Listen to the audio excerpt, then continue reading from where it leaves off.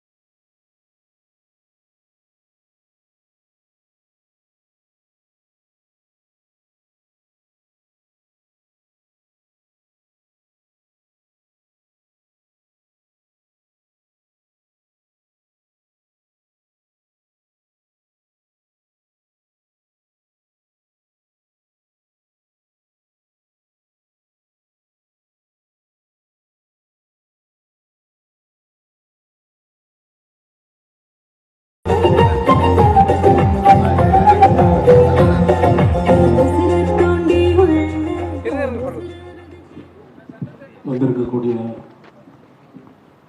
பெருமக்கள் அனைவருக்கும் என் வணக்கம். இன்று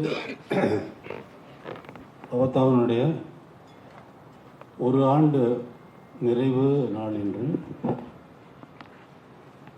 ரொம்ப ஆச்சரியமான விஷயம் என்னென்னா, இன்னைக்கு பிறந்த நாள் பவதாவுக்கு. இந்த பிறந்த நாளே வந்து பவதா வந்து போன அந்த திதி வந்து இன்னைக்கு தான் வரும்.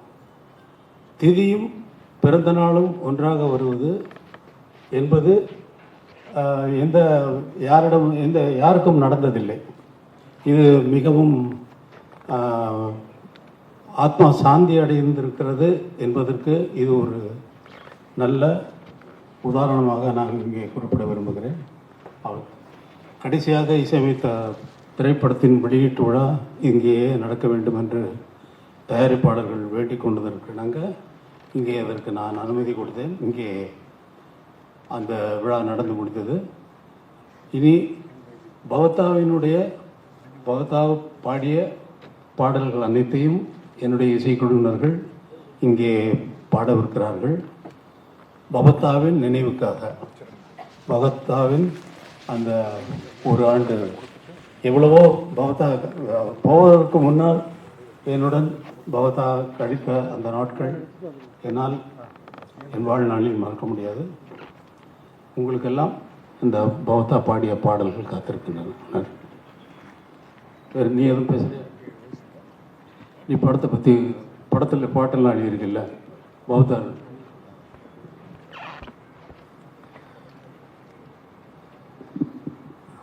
எல்லோருக்கும் வணக்கம். ஐயா பேசுனது மாதிரி இது ஒரு கனவு மாதிரி இருக்குது. இந்த ஒரு வருடம் இது நடந்தது நிஜமா இல்லை நிழலான்னு நம்ப முடியாத ஒரு சூழல். ஏன்னா இசைஞானியுடைய நந்தவனத்துக்குள்ள அதிர்வு இல்லாமல் இசைத்து கொண்டிருந்த வீணை போல சகோதரி பவதாவினுடைய அன்பும் இசையும் அணுகுமுறையும் ரொம்ப அழகாக இருக்கும். நிறைய இடத்துல நான் பவதாவோடைய அன்பு இவன் கூடயும் கார்த்திராஜா சார் கூடயும் அவங்க பேசும்போது நமக்கே ஒரு பொறாமையாக இருக்கும். அவ்வளோ அன்பாக இருப்பாங்க. அந்த அன்புக்குள்ள ஒரு நிஜம் ஒளிஞ்சிருக்கும். ரெண்டு பேருமே பவதாவை ஒரு தேவதை மாதிரி தாங்கிக்கிட்டு இருப்பாங்க. அதே மீறி ராஜா சாரை பற்றி சொல்லவே வேண்டியதில்லை. இசைஞானியை பற்றி எதையுமே வெளியே காமிக்க மாட்டாங்க. ஆனால் பவதா மேலே அவ்வளோ ஆகாயம் அளவுக்கு அளக்க முடியாத அன்பை எப்பவுமே போல் மனசுக்குள்ளே வச்சிருப்பாரு. ஒரு சிறு புன்னகை போதும் அவ்வளவு அன்பு வெளிப்படுத்துவாங்க. ஆனால் இன்னைக்கு அந்த இசைக்குயில் நம்ம கூட இல்லைனாலும் இந்த காற்று உள்ள வரைக்கும் அவங்க இசைத்த ஒவ்வொரு ஸ்வரமும் ஒவ்வொரு ராகமும் ஒவ்வொரு பேச்சும் ஒவ்வொரு அணுகுமுறையும் நம்ம கூட பதிவு பண்ணிட்டு இருக்காங்க. அவங்க கூட நான் நிறைய படம் ஒர்க் பண்ணியிருக்கேன். எனக்கு அவங்க கடைசியாக இசையமைத்த இந்த படத்தில் கடலில் தோணி இந்த படத்தில் அனைத்து பாடல்களும் நான் தான் எழுதினேன். அதில் கார்த்திகராஜா சார் கூட ஒரு பாட்டு பாடியிருக்காரு. அந்த அனுபவமும் ரொம்ப புதுசாக இருக்கும். அவங்கக்கிட்ட வேலை பார்க்கறதுக்கு ரொம்ப ஆசையாக இருக்கும். என்ன வேணுங்கிறது பூவிலுக்கு இதழ்கள் கசங்காம பூக்களை மடித்து பார்ப்பது போல ஒவ்வொரு விஷயத்தையும் அழகாக சொல்லி சொல்லி வாங்குவாங்க. அவ்வளோ அழகான ஒரு அந்த தன்மை எங்கேருந்து வந்துச்சுன்னு தெரில. ஏன்னா அவ்வளோ அழகாக எல்லா அணுகுமுறையும் இருக்கும். நிஜமாக நான் இந்த படத்தில் ஒர்க் பண்ணதில் ரொம்ப நான் பெருமைப்படுறேன். ஏன்னா அவங்களுடைய வாழ்வு தொடரில் நானும் ஒரு ஓரத்தில் இருக்கேன் அப்படிங்கிறது. இந்த படத்தை தயாரிக்கிறதுக்கு லண்டன்ல இருந்து அந்த தயாரிப்பாளர் மீளாவாக இருக்கட்டும், இந்த படத்தோட இசையமைப்பு இயக்குனர் ஈசனாக இருக்கட்டும், அவ்வளோ நேசிச்சு தான் பவதாவை இந்த படத்தை இசையமைக்க வச்சாங்க. அவங்களும் அந்த அளவுக்கு ஈடுபாடோட இந்த படத்தில் பண்ணியிருக்காங்க. இந்த படத்தோட நிச்சயமாக நாங்கள் வெறும் விழாவாக எடுக்கணும்னு ரொம்ப கனவு கண்டிருந்தோம். ஆனால் அவர் இருந்து எடுக்க வேண்டிய விழாவை ஐயா இசைஞானியோடு எடுக்க வேண்டிய ஒரு சூழல் அமைந்ததற்கு நாங்கள் ஒரு பக்கம் நாங்கள் பெருமைப்பட்டாலும் அவரும் இந்த மேடையில் இருந்திருந்தால் இன்னும் ஒரு மிகப்பெரிய மகிழ்ச்சி கடலை இதுங்க தவழ்ந்திருக்குங்கிற நம்பிக்கை எங்களுக்கெல்லாம் இருக்குது. எனவே ஐயா சொன்னது போல காற்று உள்ள வரைக்கும் பவதாவுடைய இசையும் குரலும் அன்பும் பரிவும் எங்குமே பரவி நிரம்பியிருக்கும். ஏன்னா மறக்க முடியாத ஒரு குரல் அது. யாராலையும் மறக்க முடியாது.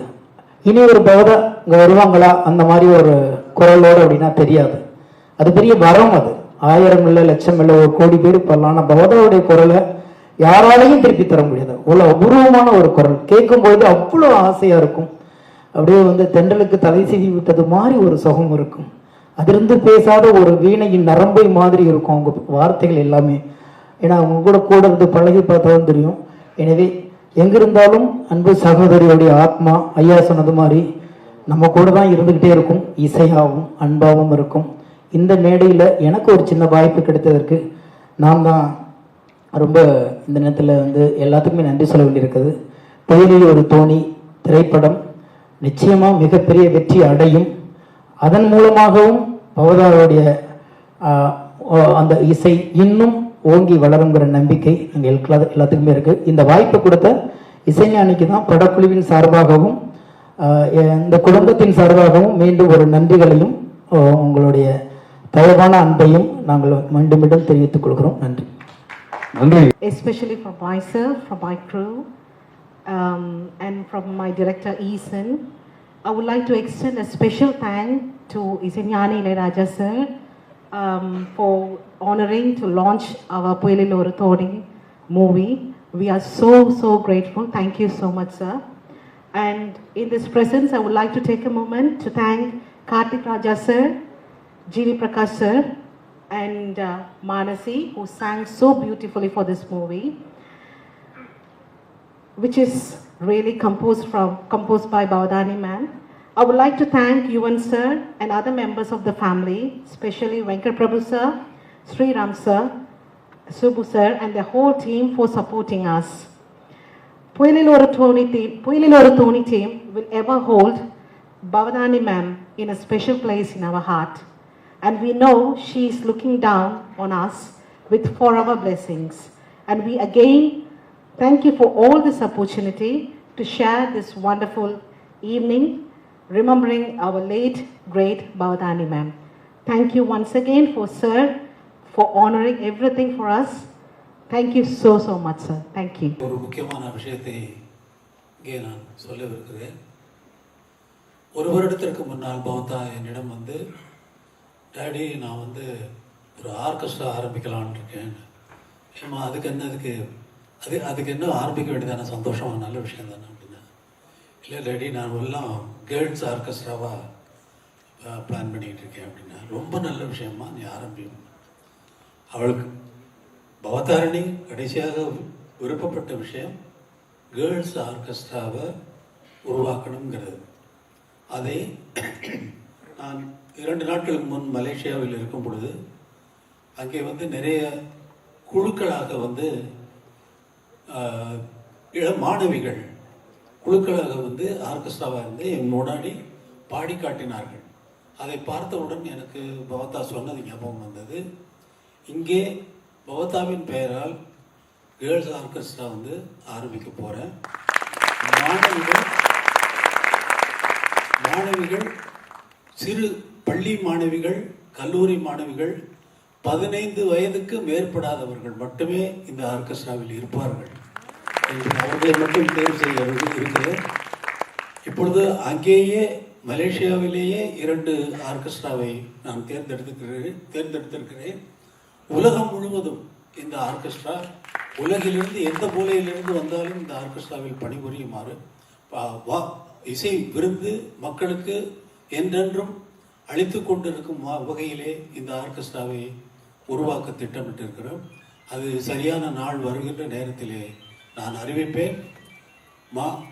மாணவிகள் தங்கள் பெயரும் தொடர்பு கொள்ள வேண்டிய முகவரியும் வந்து ஆடிஷன் கொடுத்து அதிலே தேர்ந்தெடுக்கப்பட்டு தான் இந்த ஆர்கெஸ்ட்ரா உருவாகும். மிகவும் சிறந்த முறையிலே பவதாவின் பெயர் என்றென்றும் நிலைத்திருக்கும் வகையிலே இந்த இசைக்குழு தொடங்கி உலகம் முழுவதும் பரவும் என்று நான் மிகவும் நம்பிக்கையோடு ஆண்டவனை வேண்டிக் கொண்டு இதை ஆரம்பிக்கிறேன், இங்கே அறிவிக்கிறேன் முதலாக. நன்றி. சின்ன வயசில் லீலாவதியில் பிறந்தா ஹாஸ்பிட்டலில். அங்கேருந்து ஃபஸ்ட்டு அவளை கொஞ்சிய அண்ணன் நான். சாரி, பாடுறதுக்கு தான் வந்தோம். அப்பாவோட சேர்ந்து பணிபுரிய நேரம் வந்தது. அப்போ வந்து நாங்கள் வந்தோம். அவ்வளோ க்ளோஸ் கிடையாது. யுவன் கூட ரொம்ப கொஞ்சி விளையாடுவா. நான் ஸ்டுடியோவில் சுற்றிட்டு இருப்பேன். அண்ட் என்ன ஒரு பியூட்டின்னா, ஃபஸ்ட்டு நம்ம தமிழ் மக்களை நான் சொன்னதை நான் அதை மட்டும் சொல்லிக்கிறேன். அவளை வந்து ஸ்ரீலங்காலேருந்து கொண்டு வராங்க. அந்த மக்கள் வந்து அவங்க வீட்டில் ஒரு விஷயம் நடந்த மாதிரி அந்த குழந்தைக்கு அவ்வளோ அன்பு செலுத்தினாங்க. அது நான் எங்கேயும் பார்த்ததில்லை. அதாவது பௌத்தாக்கு இந்த மாதிரி ஃபங்க்ஷன் தான் ரொம்ப பிடிக்கும். நர்வஸாக இருப்பா. அதாவது வீட்டில் அவளுக்கு உண்மையிலேயே மியூசிக் டைரக்டர் ஆகணும்னு ஆசை. எனக்கு டைரக்டர் ஆகணும்னு ஆசை. அவளை அம்மா போட்டு ஏய் பாடு, உன் வாய்ஸ் ரொம்ப நல்லா இருக்கு, நீ பாடு பாடு பாடுன்னு வீட்டுல அத்தனை பாட்டு மாஸ்டர் அத்தனை விஷயங்களை அவங்களுக்கு கத்துக்கணும். சின்ன வயசுல நல்ல வாய்ஸ் இருக்கு அப்படின்னு சொல்லிட்டு அவளை எப்படியாவது ஒரு நல்ல சிங்கரா கொண்டு வரணும்னு அம்மாவுக்கு ஒரு ஏதோ ஒரு வெறி. ஸோ இந்த மாதிரி போயிட்டு இருக்கோம். ஆனால் அவளுக்கு மியூசிக் பண்ணணும்னு ரொம்ப ஆசை. அது எனக்கு தெரியும். அவ கூட பழகினதுல மியூசிக் பண்ணணும்னு ரொம்ப உயிரா இருப்பா. அது இன்னைக்கு நடந்திருக்கு. அவளோட படம் வந்து ரிலீஸ் ஆக போகுது. அவங்களுக்கு ஒரு பெரிய பாராட்டு நீங்க கொடுக்கணும். நன்றிங்க. எனக்கு ஒரு சின்ன பாக்கியம் என்ன கிடைச்சதுன்னா, நானும் சொல்லுங்க, என்னோட இது பெத்தப்பா சித்தப்பா வேலை பௌதா மறக்க முடியாது. அவங்க மியூசிக் பண்ணுறதுல ஒரு பாட்டு எழுதினேன். பாரதி ராஜா படத்துக்கு மியூசிக் பண்ணாங்க. அதுக்கு ஒரு பாட்டு எழுதியிருக்காங்கிறத சம்மந்தப்படுத்திருக்கேன். அந்த ஊர்லாம் சம்மந்தம் அது பாடினாங்க. நல்ல பாட்டு வேர்ட்ஸ் இல்லை இருந்தாலும் நானும் சேர்ந்துருக்கிறேங்கிறது உண்மை உலகத்துக்கு தெரியும். இருந்தாலும் இசையிலும் இணைந்திருக்கிறேன் அப்படிங்கிறது ரொம்ப சந்தோஷம். சாங்ஸ் சாங்ஸ் பாடலாமா? என்ன பாட்டு பாடலாம்? நீங்களும் சேர்ந்து பாடினீங்கன்னா நல்லா இருக்கும். மயில் போல பாடியாச்சு. காற்றில் வரும் கீதமேவா டேடி ஆரம்பிச்சு வைங்க.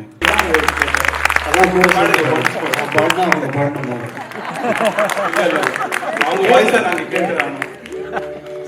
கேளுங்க. இப்போ காற்றில் வரும் வாசிக்க பாருங்க. கண்ணனையும் அறிய முடியாது, இசையையும் அறிய முடியாது. பாட்டு எழுதும் பொழுது ஃபர்ஸ்ட் லைனை கொடுத்துட்டு தான் வாலி சார் வந்து இந்த காற்றில் வரும் கீதமே, அதாவது கண்ணனுடைய குழலிலிருந்து வரக்கூடிய அவனே வாசிக்கக்கூடிய கீதமாக இருக்கக்கூடிய அந்த கீதம் காற்றிலிருந்து வர்றதுனால காற்றில் வரும் கீதமே நீ கண்ணனை அறிவாயா, அவன் தான் அவனை ஊதுறான், இருந்தாலும் நீ கண்ணனை அறிவாயா, அவன் வாய் குழலில் அழகாக அமுதம் ததும்பும் இசையாக மலர்ந்தாய் நடந்தாய் அலைபோல் மிதந்து காற்றில் வருகிறது நீ கண்ணனை அறிவாயா. சிவபெருமான் பிறையில வந்து நிலா இருக்குது, அந்த ஒளி வந்து சிவனை காட்டிடுமா? அதே போல காற்றில் வரும் கீதம் கண்ணனை அறிய முடியாது. கண்ணன் தான் ஊதுகிறார். கண்ணனின் வாயிலிருந்து ஊதக்கூடிய அந்த குழலிலிருந்து வரக்கூடிய அந்த இசையை பார்த்து கேட்கின்ற பாடலாக இந்த பாடல் ஃபாசிலுக்காக அமைந்தது. இந்த திரை சம்பந்தமா எதுவும் பேசக்கூடாதுன்னு நினைச்சிருந்தேன். பட் இந்த பாட்டுனால நான் பேச வேண்டியதாகி போச்சு. நன்றி. பவதாவின் நினைவு நாளில் கலந்து கொண்ட உங்கள் அனைவருக்கும் என்னுடைய நன்றி. நன்றி, வணக்கம்.